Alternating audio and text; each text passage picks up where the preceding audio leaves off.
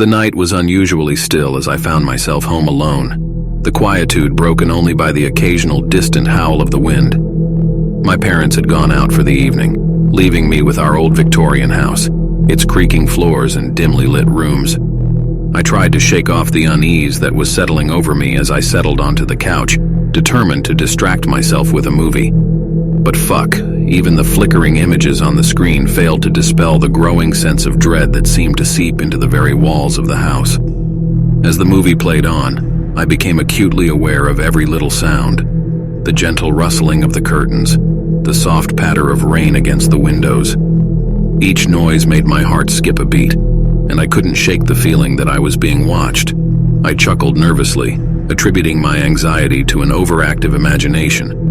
Suddenly, a tapping sound interrupted my thoughts. My gaze shot toward the window where raindrops were drumming against the glass. But this tapping was different, a slow, deliberate rhythm. Swallowing hard, I crept closer to the window, my breath fogging up the glass. And then I saw it, a pale face, illuminated by the dim porch light, pressed against the window pane. My scream caught in my throat as I stumbled back, knocking over a lamp in my haste to escape the chilling sight.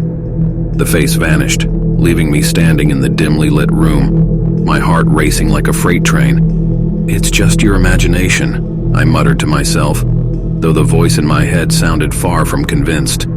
I glanced around, trying to shake off the fear that had taken hold of me. That's when I heard it, a whisper barely audible but enough to send shivers down my spine. "You're not alone." I froze, my blood turning to ice. The voice had come from behind me. Slowly I turned, my heart pounding in my chest, to face the darkened hallway that led to the bedrooms.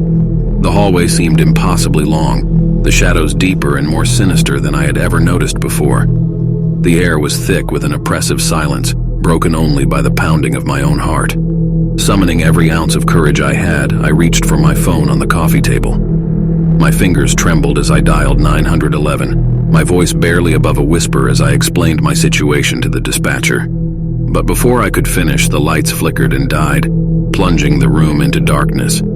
Panic surged through me as I fumbled for the flashlight on the table, its feeble beam casting eerie shadows on the walls. In the dim glow, I caught a glimpse of movement at the end of the hallway. A figure, tall and shadowy, emerged from the darkness and began to advance towards me. My heart felt like it was about to explode, and I stumbled backward, my flashlight slipping from my grasp. The figure continued its slow approach, and I could now make out a face, an impossibly pale face, twisted into a grotesque smile. Without thinking, I turned and sprinted for the front door. My pulse pounded in my ears, drowning out the sound of my own ragged breaths. As I flung the door open and stumbled onto the porch, I dared a glance back, my blood running cold. The figure stood in the doorway, its eyes gleaming with an otherworldly intensity, a malevolent grin etched onto its face. I ran into the night, my fear-fueled adrenaline carrying me far from that accursed house. The rain soaked through my clothes, but I hardly noticed. The chilling realization sank in that staying home alone had turned into a nightmarish ordeal that I couldn't escape, a nightmare that would haunt me long after the sun